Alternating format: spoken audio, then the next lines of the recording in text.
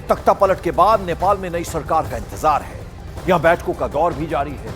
नए प्रधानमंत्री पर मंथन चल रहा है। नई सरकार की तैयारियां शुरू हो गई हैं।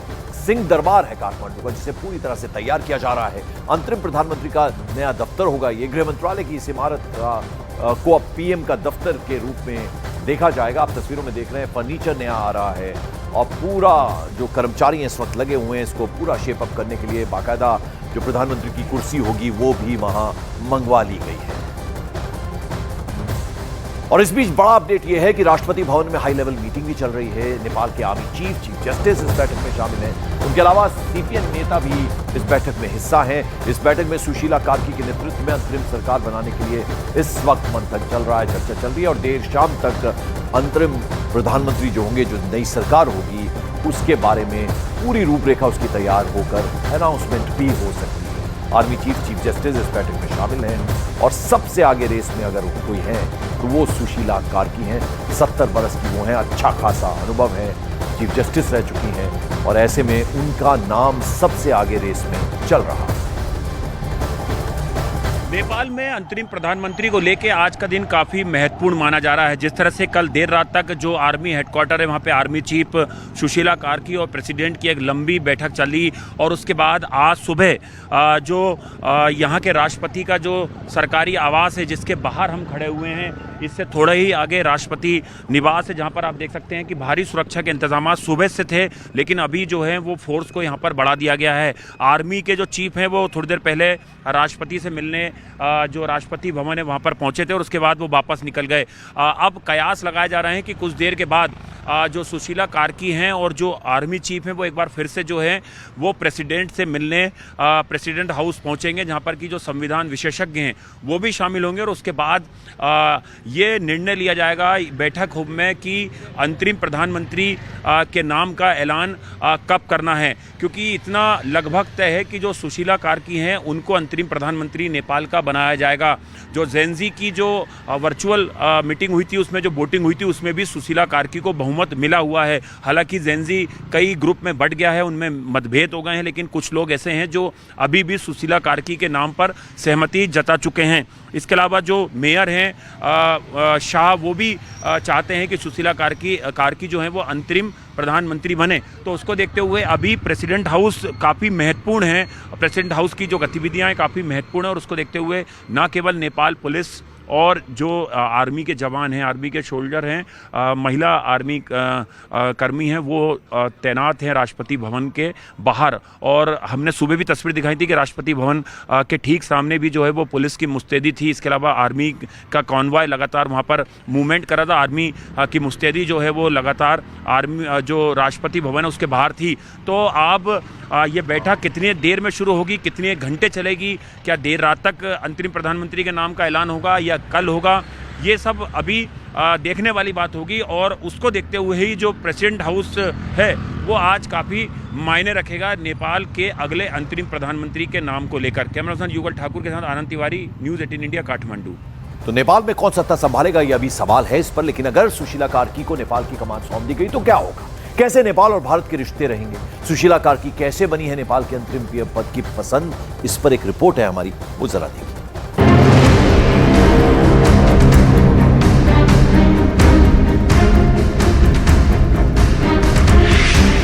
नेपाल इस वक्त सबसे बड़े राजनीतिक संक्रमण से गुजर रहा है।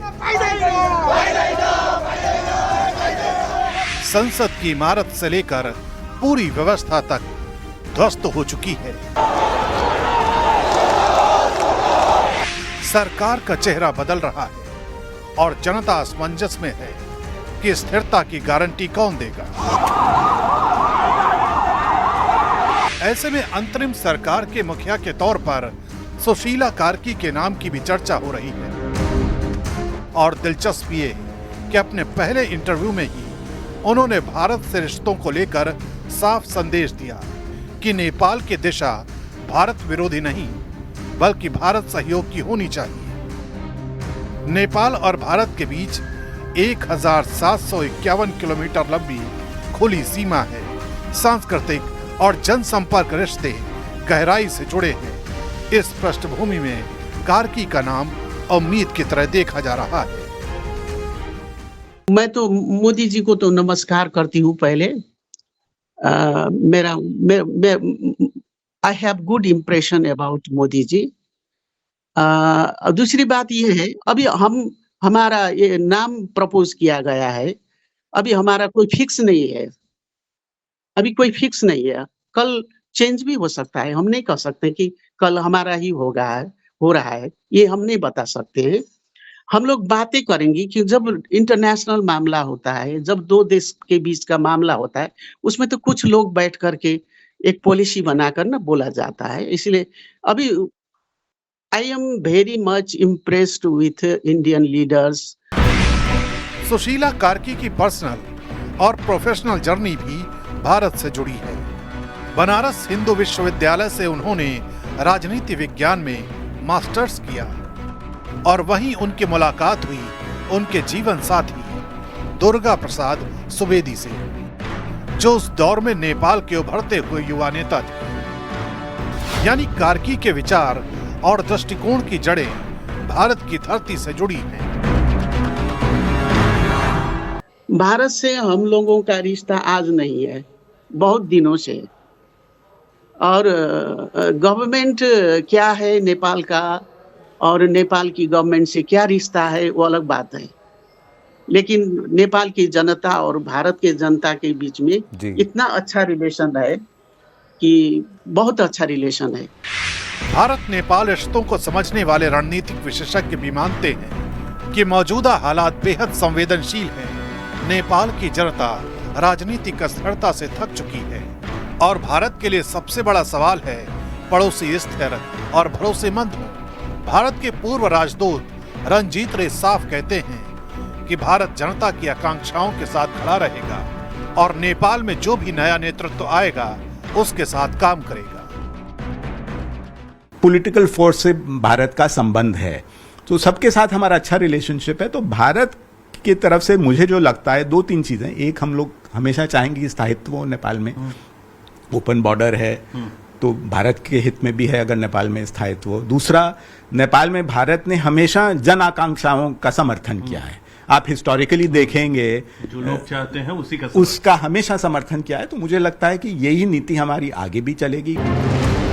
बांग्लादेश में यूनुस की अंतरिम सरकार भारत से रिश्तों को उतना मजबूत नहीं बना सकी जितना शेख हसीना के दौर में थे, लेकिन नेपाल में सुशीला कार्की का नाम एक अलग संदेश देता है। एक ऐसी शख्सियत जिनकी बैकग्राउंड और नजरिया भारत नेपाल साझेदारी को नई ऊर्जा दे सकते हैं। और शायद यही वजह है कि नेपाल की राजनीति के संकट में कार्की उम्मीद का दूसरा नाम बनकर उभर रही हैं।